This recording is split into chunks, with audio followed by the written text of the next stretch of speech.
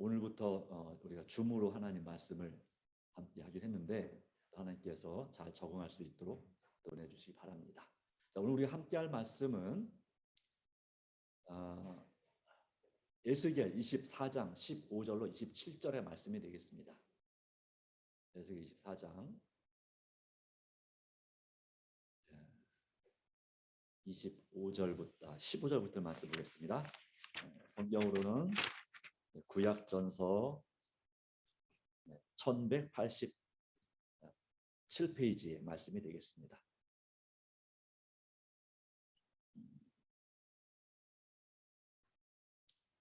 글씨가 잘 보이시겠죠?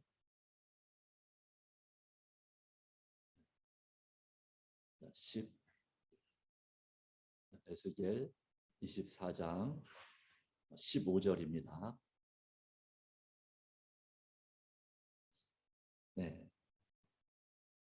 오늘은 표징이 된 사명이라는 제목을 가지고 하나님 말씀을 나누고자 합니다. 네. 잘 보이시나요? 자, 보겠습니다.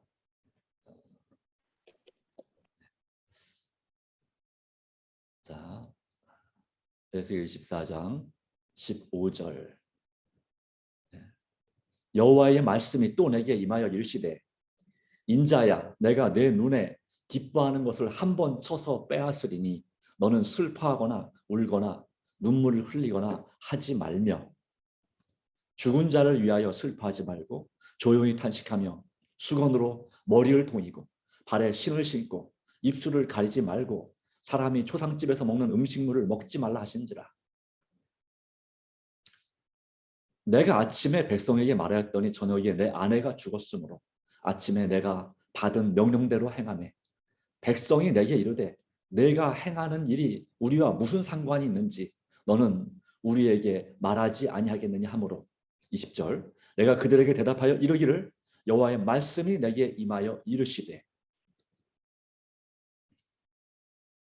너는 이스라엘 족속에게 이르기를 주 여호와의 말씀에 내 성소는 너희 세력의 영광이요 너희 눈의 기쁨이요 너희 마음의 아낌이 되거니와 내가 더럽힐 것이며 너희 버려둔 자녀를 칼에 엎드러지게 할지라. 너희가 에스겔이 행한 바와 같이 입술을 가리지 아니하며 사람의 음식물을 먹지 아니하며 수건으로 머리를 동인 채 발에 신을 신은 채로 두고 슬퍼하지도 아니하며 울지도 아니하되 죄악 중에 패망하여 피차 보고 탄식하리라. 이같이 에스겔이 너희에게 표징이 되리니 그가 행한 대로 너희가 다 행할지라. 이 일이 이루어지면 내가 주 여호와인 줄을 너희가 알리라 하셨느니라. 25절입니다. 인자야 내가 그 힘과 그 즐거워하는 영광과 그 눈이 기뻐하는 것과 그 마음이 간절하게 생각하는 자녀를 데려가는 날 곧 그날에 도피한 자가 내게 나와서 내 귀에 그 일을 들려주지 아니하겠느냐. 그날에 내 입이 열려서 도피한 자에게 말하고 다시는 잠잠하지 아니하리라. 이같이 너는 그들에게 표징이 되고 그들은 내가 여호와인 줄 알리라 라고 말씀했습니다. 네. 자, 이 말씀은 그렇게 아주 행복하거나 간단한 내용이 아닙니다. 아시는 바대로 에스겔에게 사명을 주셨습니다. 자, 어떤 사명을 주셨습니까? 참으로 감당하기 어려운 사명이죠. 어떤 사명입니까? 하나님께서 내 눈에 기뻐하는 것, 다시 말하면 여기 있는 제목처럼 에스겔이 기뻐하는 아내를 데려가실 것을 말씀하고 있습니다. 한 번 쳐서 빼앗으리니 빼앗으신다 말씀하십니다. 너는 울거나 슬퍼하거나 울거나 눈물을 흘리거나 하지 말며 죽은 자를 위하여 슬퍼하지 말며 조용히 탄식하며 수건으로 머리를 동이고 발에 신을 신고 입술을 가리지 말고 사람이 초상집에서 먹는 음식물을 먹지 말라 하신지라. 선지자, 이 백성을 대표해서 또 하나님의 말씀을 백성에게 전하는 이 선지자에게 어쩌면 가혹한 사명인지 모르겠습니다. 하나님께서 그가 이스라엘 백성의 표징이 되기 위해서 그의 사랑하고 기뻐하는 아내를 죽이시겠다 말씀하시고, 그 아내가 죽게 됐을 때에 그를 인하여 슬퍼하거나 울지 말고 그냥 조용히 탄식하며 또 초상집 음식도 먹지도 말라라고 말씀을 하고 있습니다. 자, 예, 우리가 만약에 이 에스겔 선지자라면 이런 사명을 감당할 수 있을까요? 여러분이 사랑하는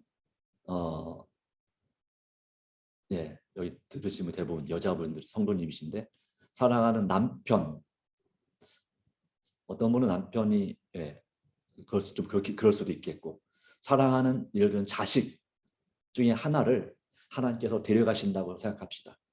그럴 때 내가 슬퍼하거나 울거나 눈을 흘리거나 하지 말라. 그럴 때 우리는 어떻게 얘기하고 싶을까요? 아니, 왜 제 자식을 데려가려고 하는데요? 왜 제 기뻐하는 아내나 남편, 가족을 데려가려고 하시는데요? 그건 안 되잖아요, 하나님. 이렇게 따질 수밖에 없죠. 네, 그것이 즉이 당연한 거죠. 그런데 하나님께서 그렇게 하시겠다고 말씀하시는 것입니다. 도대체 하나님은 왜 이 선지자가 이해할 수 없는 그런, 도저히 받아들이기 어려운 그런 사명을 주시고 또 그렇게 하라고 말씀을 하시는지. 네. 이 말씀 가운데는 이 에스겔이 그것에 대해서 하나님께 따지거나 반항하거나 또는 불평하거나 어떠한 말을 했다는 기록이 하나도 없습니다. 그냥 에스겔은 그 사실을 받아들였습니다. 아마 가슴은 정말 터질 듯이 아프고 찢어질 듯이 아팠겠죠. 머리가 터지는 것 같겠고, 그런 이 사랑하는 가족을 잃는 슬픔은, 예, 이건 정말 감당하기 너무너무나 어려운 것이 아닐까 생각합니다. 그것인데 그것이 바로 뭐라고 합니까? 표징이라고 합니다. 그것이 사명이라고 합니다. 자, 무엇을 위한 표징이고 무엇을 위한 사명이라 말씀했습니까? 왜 하나님께서 기뻐하는 그것을 한 번 쳐서 빼앗는데 그 아내를 죽게 하시고 그것을 인해서 슬퍼하거나 눈물 흘리지 않는 사명을 그에게 주신 것일까요? 18절은 이렇게 기록했습니다. 내가 아침에 백성에게 말했더니 저녁에 내 아내가 죽었으므로 아침에 내가 받은 명령대로 에스겔은 어떻게 했다고요? 행하매. 참 이 말씀을 준비하면서 저도 어떻게 왜 이런 명령을 하셨을까 참 이해하기 어려운 내용이었습니다. 그러나 여기에 하나님의 또 깊은 의미가, 적어도 두 가지의 의미가 있는 걸 보게 됐습니다. 첫 번째 의미는, 이유는 이제 그 다음 밑에 성경절에 나옵니다. 백성들이 물어보겠죠. 아니 도대체 왜 아내가 죽었는데 슬퍼하지 않고 이것이 우리와 무슨 상관이 있느냐고 그게 물어보는 거죠. 그걸 분명히 표징이라고 말하는데, 아침에 당신이 그것이 바로 하나님께서 우리 백성에게 주신 표징이라고 했는데 도대체 그 이유가 그게 무엇이냐라고 할 때에 말씀합니다. 21절. 주 여호와의 말씀에 내 성소는 너희 서리에게 영광이요 너희 눈에 기쁨이요 너희 마음에 아낌이 되거니와. 이스라엘 백성들이 있어서 예루살렘에 있는 하나님의 성전, 솔로몬이 지은 그 성전은 그들에게 그 민족의 영광이고 기쁨이고 자랑이었습니다. 아낌이었습니다. 정말 사랑하는 그런 것이었고, 그 예루살렘 성 자체도 그들에게 정말 그런 기쁨의 도시, 영광의 도시였습니다. 그런데 그 도시가 이제 하나님께서 그것을, 성소를 더럽힐 것이고 너희의 버려둔 자녀를 칼에 엎드러지게 할지라. 그 예루살렘에 살고 있는 백성들을 칼에 엎드러지게 할 것이다. 그 성전이 불타고 또 그 안에 자녀들이, 백성들이 죽임을 당하는, 그러한 살육을 당하는 그런 전쟁이 일어날 것을 보여주고 있습니다. 그때에 너희가 에스겔이 행한 바와 같이 입술을 가리지 아니하며 사람의 음식을 먹지 아니하며 수건으로 머리를 동인 채 발에 신을 신은 채로, 이것은 이제 그냥 뭐랄까요, 어디 나갈 때 준비한 복장이죠. 슬퍼하지도 아니하며 울지도 아니하되 죄악 중에 패망하여 피차 바라보고 탄식하리라. 네. 나만이 아니라 온 도성의 자녀들과 가족들이 죽임을 당하고 또 그들이 포로로 끌려가는 그런 상황에서 그들이 너무너무나 놀랍고 기가 막혀서 울 수도 없고 정말 피차 바라보며 서로 탄식하는 그러한 일이 있을 것을, 그럼 이 4절, 이같이 에세겔이 너에게 표징이 되리니 그가 행한 대로 너희가 다 행할지라. 이 일이 이루어지면 내가 주 여호와인 줄 너희가 알리라 하라 하셨느니라. 네. 자, 이런 말씀을 주십니다. 네, 바로 이 일을 위해서 정말 기가 막히게도 하나님께서는 이 에스겔의 아내를 데려가셨습니다. 그리고 그것이 예루살렘이 멸망을 당할 때 이스라엘 족속이 그와 같이 에스겔이 탄식한 것처럼 슬퍼하지도 울지도 못하고 탄식만 할 것이다. 죄악 중에 패망하여 피차 바라보고 탄식하는 말씀을 주시고 계십니다. 이 말씀은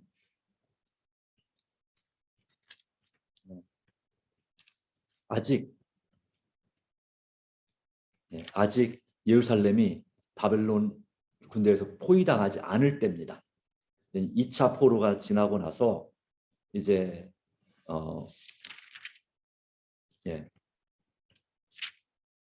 500, 그러니까 기원전 605년에 1차 침략을 당해서 포로가 끌려가고요. 그리고 기원전 597년에 2차 포로가 있습니다. 그리고 586년에 이제 이 3차 포로가 있는데 그때가 예루살렘이 아직 멸망을 하는 거죠. 여기 지금 24장 1절부터 보면 아홉째 해 열째 달 열째 날에 바로 에스겔이 사로잡힌 지, 에스겔은 기원전 597년에 사로잡혀 갔습니다. 그러니까 열째 해, 다시 말하면 아홉째 해, 그러니까 586년에 망하는데 587년이나 8년, 바로 그 즈음인데요. 그러니까 바로 그때는 언제냐면 이 바벨론 군대가 이제 시드기야 왕이 반역을 해서 이 성을 공격하고자 이제 진군하는 그런 시점입니다. 이 예루살렘 도성이 586년에 함락되는데 1년 6개월 동안 포위당했다가 망했거든요. 그러니까 이 아홉째 해 열째 달이니까 기원전 588년 열째 달입니다. 그런데 언제 포위당했냐면 11째 달에 한 달 후에 이 예루살렘이 포위가 시작됩니다. 그때부터 1년 6개월의 세월이 지납니다. 바로 그 포위 직전 이와 같은 이 에스겔의 이 표징, 이 사명이 예언이 선포가 되었습니다. 자, 그렇다면 왜 하나님은 이러한 일을 예언하셨을까요? 왜 이렇게 가슴 아픈 일을 허락하셨을까요? 에스겔 자신에게도 그렇고 이스라엘 백성들에게도 그렇게 가슴 아픈 자식들이 죽임을 당하고 또 아내가 능욕을 당하고 또 많은 사람이 죽임을 당하고 성이 불타고 성전이 그 영광이고 자랑이고 기쁨인 성전이 불타고 예루살렘이 함락되는 그런 멸망하는 그런 상황이 벌어지게 됐을까요? 네. 그것은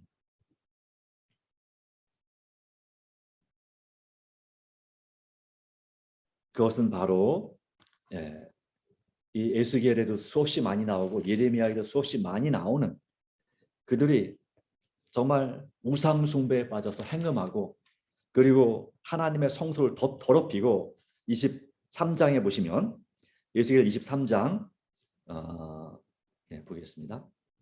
36절부터 있는 말씀 가운데 보시면 이제 오홀리바에 대한 그 예표를 주시면서 이렇게 말합니다. 37절 그들이 행음하였으며 피를 손에 묻혔으며 또 그 우상과 행음하며 그 내게 낳아준 자식을 우상에게 화제로 살랐으며 불살랐으며 이 외에도 그들이 내게 행한 것이 있나니 당일에 내 성소를 더럽히며 내 안식일을 범하였도다.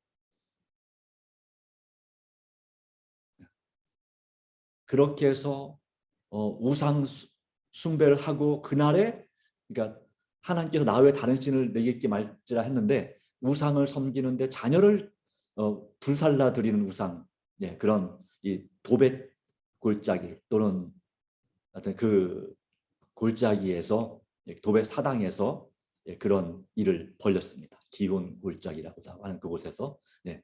그리고 그렇게 우상에게 제사를 드린 다음에 또 어디로 옵니까? 하나님의 성전에서 또 하나님께 제사를 드리는 것입니다. 예. 그렇다고 와서 회개하는 제사냐? 아니죠. 그냥 예배를 드리는 거죠. 말하자면 이렇게 볼 수 있게 오늘날로 말하면 무당에게 가서 점을 보고 구슬하고 나서 그 다음에 교회 와서 예배를 드리는 거나 마찬가지인 거죠. 예.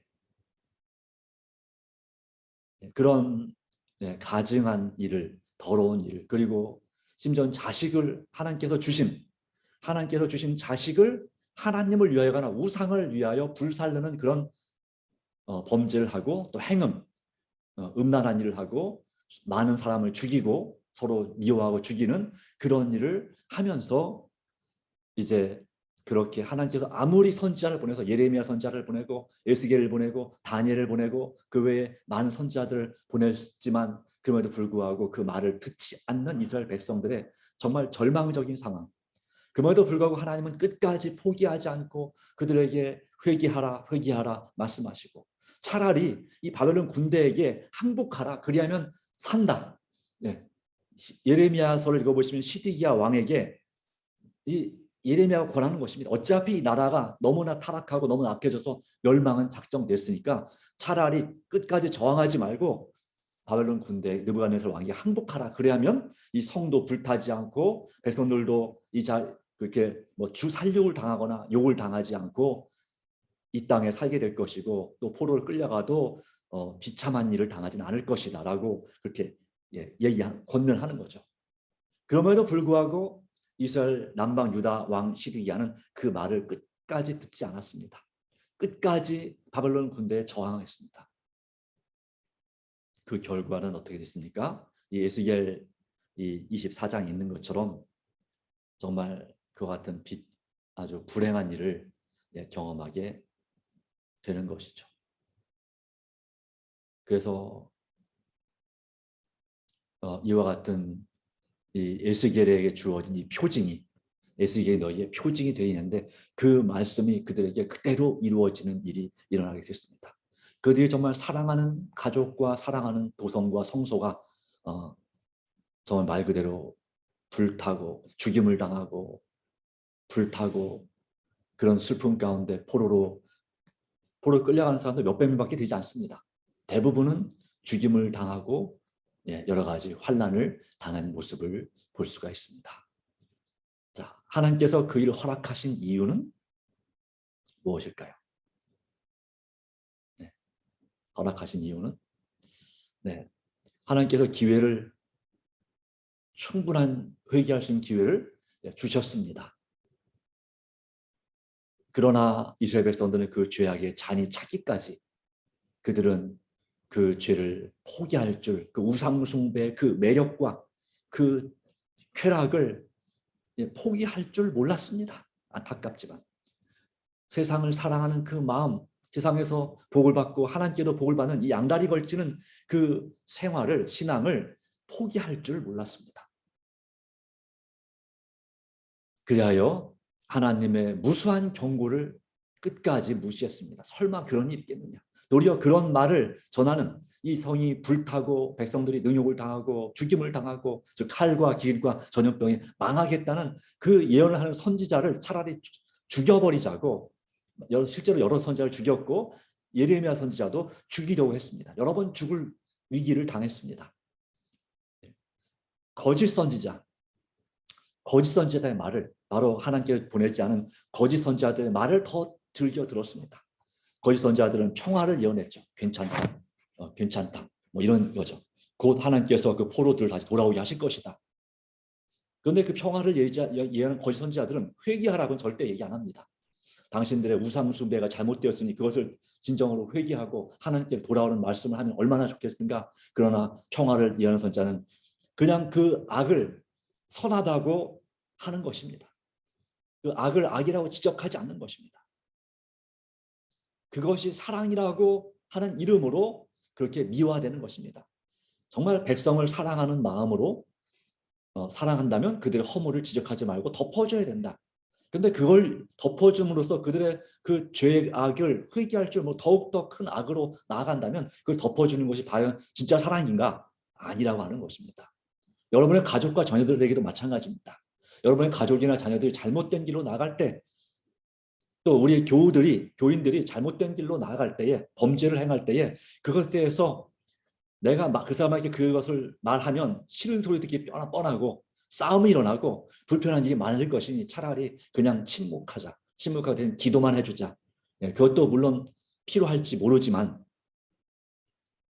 그런데 뭐 교인들은 그렇다 치고 내 가족이 그런 상황이라면 여러분 언제까지 침묵하고 있겠습니까? 네.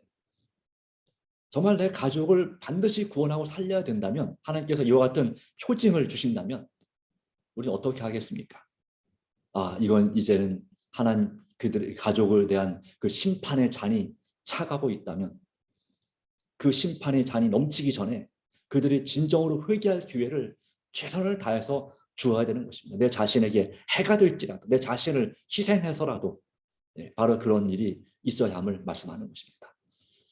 그냥 언뜻 보기에는 하나님께서 이 에스겔의 아내를, 이 18절에 있는 것처럼 내가 아침 백성이 말했더니 저녁에 내 아내가 죽었으므로 아침에 내가 받은 명령대로 행하매. 근데 뭐라고 했습니까?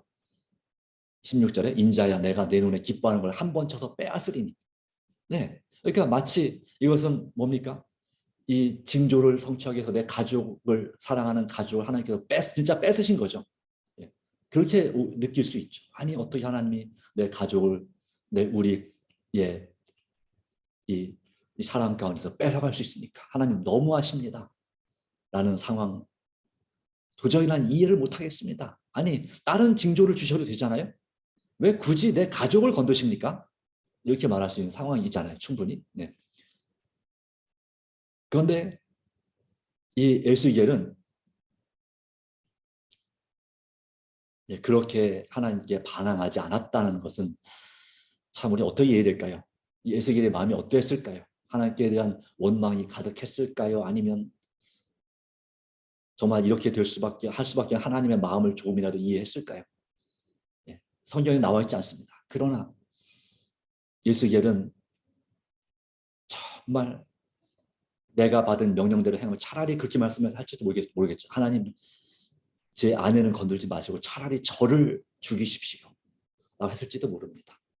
오늘 목회자 안수직 서전 앞에 우리 한 분의 목사 부부가 안수를 받았는데 합회장님 설교 가운데 이런 질문을 했습니다. 여러분 한번 어떻게 생각하시는지 한번 생각해 보십시오. 이 여러분의 교회 교인 중에 몇 사람만이 천국에 간다면, 갈 수 있다면, 또 가야 한다면, 다 가는 게 아니라 몇 사람만 천국에 가야 한다면 여러분은 과연 가겠다고 손을 들겠습니까? 아니면 다른 교인들이 가라고 그렇게 하겠습니까? 그러니까 다른 교인들을 위해서 나는 안 가겠습니다라고 하겠습니까? 아니면 그래도 내가 천국에 가야 되겠습니다라고 대답하겠습니까? 라고 질문했어요. 어떻게 할 것인가? 네. 그런데 가는 곳마다 그런 질문이 있는데 많은 교인들이 그것에 대한 손을 들기를 주저주저한다고 하는 것입니다. 그런데 주여서 만약에 내 가족이 또 4명, 5명이 있는데 그 중에 딱 한 명 빼고 다 천국에 갈 수 있어요. 그러니까 가족이 4명이면 3명만 갈 수 있고 5명이면 4명만 갈 수 있어요. 그러면 여러분은 천국에 가겠습니까? 안 가겠습니까? 자, 뭐라고 대답할 수 있을까요? 네. 그럴 때 이 가족에 대해서는 많은 분들이 어떻게 대답했을까요? 내 식구, 우리 집, 저희는 4식구거든요. 4식구 중에 3명만 갈 수 있다면 그럼 저는 빠지겠습니다. 제 아내와 제 아들들이 가게 해주세요. 라고 할까요? 어떻습니까? 여러분 어떻습니까? 여러분 가족인데 그 중에 한 명이 모자르게 못 가요. 한 명이 못 가게 돼 있어요. 그러면 여러분 어떻게 하겠습니까? 네, 아마도 대부분은 그럼 나는 빠지겠습니다. 나는 천국에 안 가도 괜찮습니다. 내 가족들이 천국에 가기를 원합니다. 라고 하겠죠. 그렇죠? 아마 에스겔도 그런 마음이었을 것입니다. 참 우리가 이 부분을 우리가 충분히 이해할 수는 없습니다. 하나님 어떻게 이 예표의 표징에 대한 사명을 위해서 그의 아내를 뺏어가시는가? 그것을 우리는 충분히 이해할 수 없지만 이 에스겔은 아마도 이해한 것 같습니다. 그래서 아무 원망하지 않고 불평하지 않고 하나님을 떠나지 않고 받은 명령대로 행했다라고 기록합니다. 이처럼 이 선지자의 사명은 참으로 괴롭고 힘든 사명이기도 합니다. 하나님의 사명을 감당하는 것은, 영혼을 구하는 것은. 근데 여러분, 이 부분을 우리가 이 성경 주석 가운데서 한번 보도록 할게요. 네.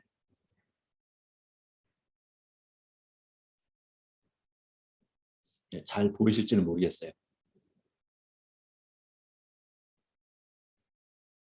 자, 빼앗으리니라고 했습니다. 16절에.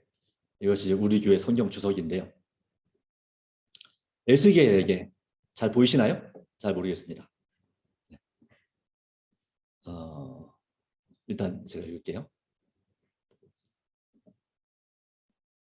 크게 볼 수 있는, 네, 일단 모르겠어요. 네.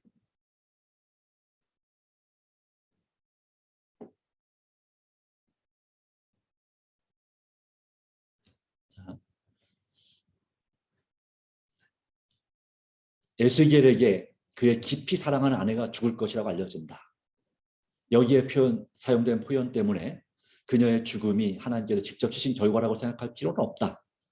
그의 아내는 얼마 동안 병을 앓고 있었을 것이며 하나님은 그녀의 다가온 죽음에 대하여 그에게 경고하셨을 것이다. 표현상 자주 하나님이 허락하신 일 또는 막지 않은 일을 하나님이 하신 것처럼 말해지곤 한다.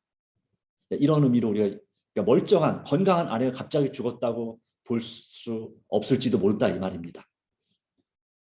표현상 종종 그런 상황이 있지만 하나님이 하신 것처럼 말해지곤 합니다. 죄와 고통과 죽음의 원저자는 원래 사단입니다. 그러나 하나님께서는 우리의 원수가 우리를 괴롭히려 하는 것을 오히려 좋은 결과로 바꾸시기를 기뻐하십니다.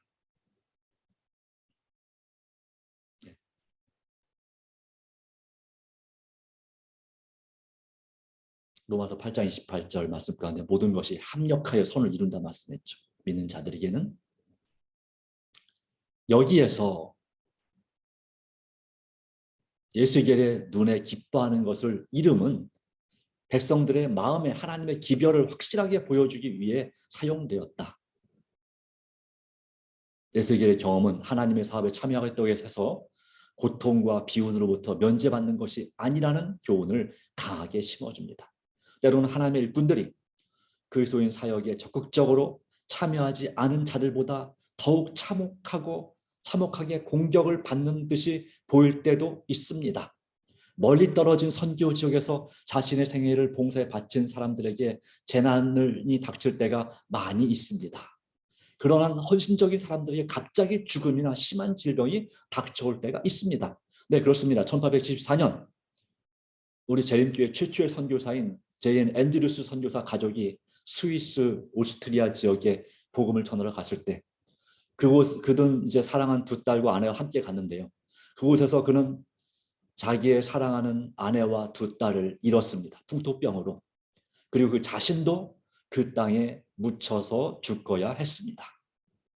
그럼에도 불구하고 이러한 비운이 불행한 일이 하나님의 심판의 결과로 간주되어서는 안 됩니다. 그런 일들은 사단의 역사의 결과입니다. 우리 한국 땅에도 미국에서나 여러 곳에서 우리나라에 선교사로 왔던 많은 선교사들이 이 땅에서 질병으로 인해서 목숨을 잃은 여러 분들이 있습니다. 처녀 선교사부터 시작해서 또한 나이 많은 부부 선교사 이르기까지 그 선교사들이 이 한국 땅에 복음을 전하기 위해서 일제시대에 많은 사람들이 목숨을 잃었습니다. 그럼에도 불구하고 그들은 그것을 영광으로 생각했지 하나님을 결코 원망하지 않았습니다.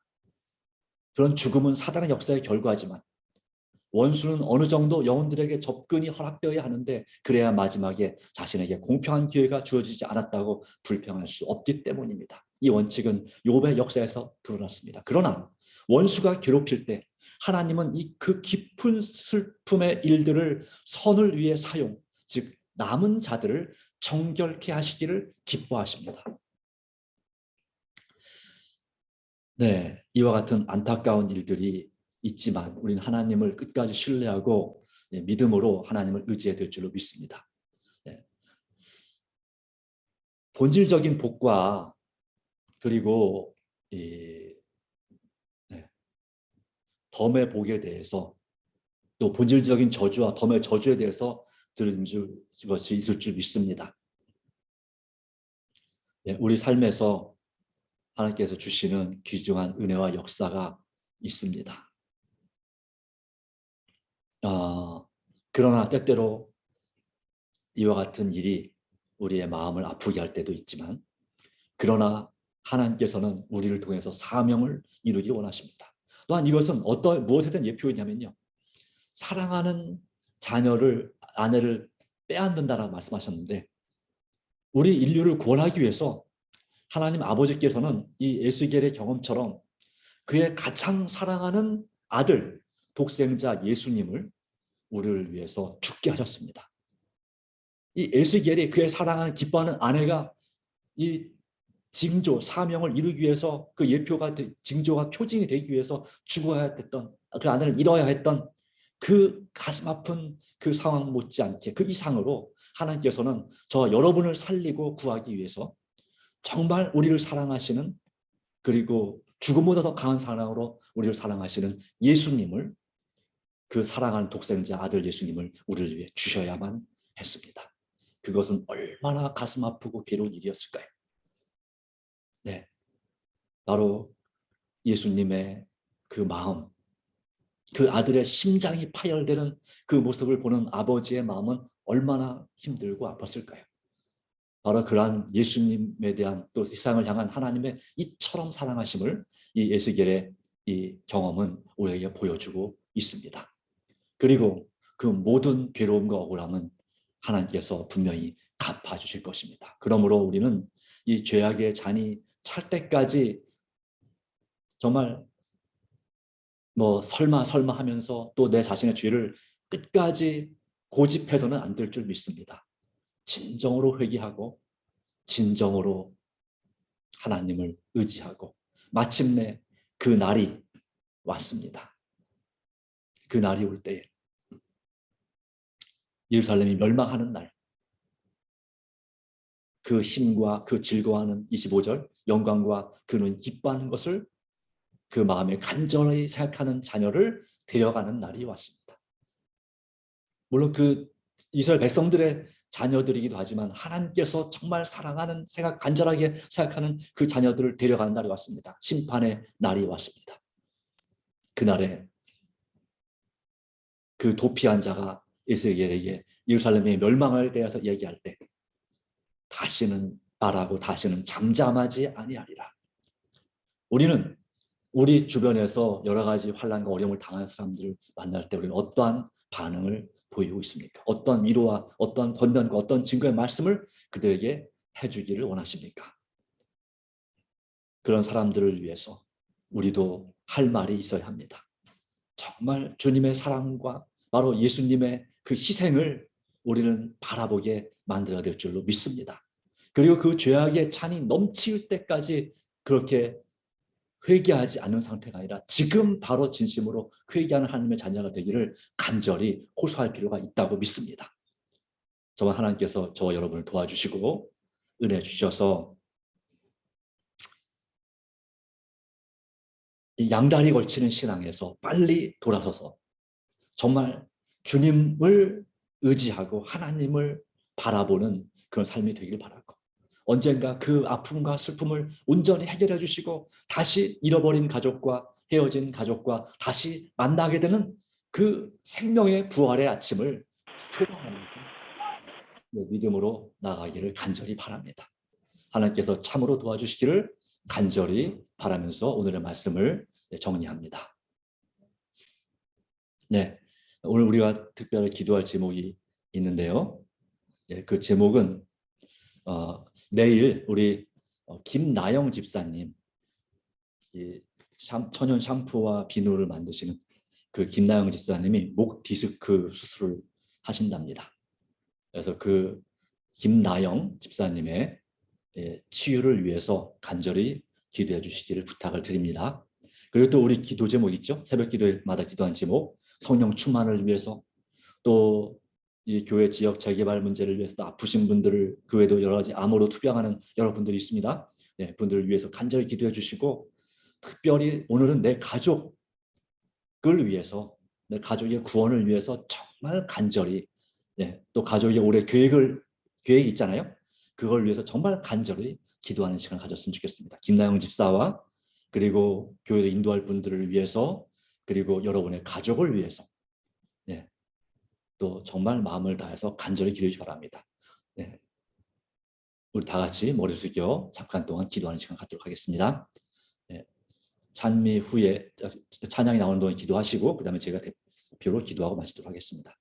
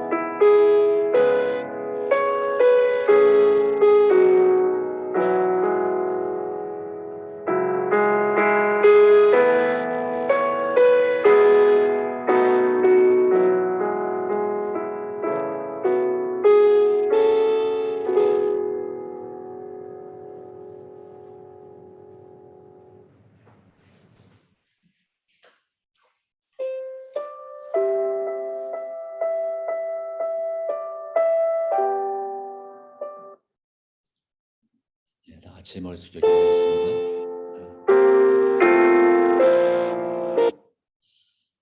하나님 아버지 주신 은혜를 인하여 감사합니다.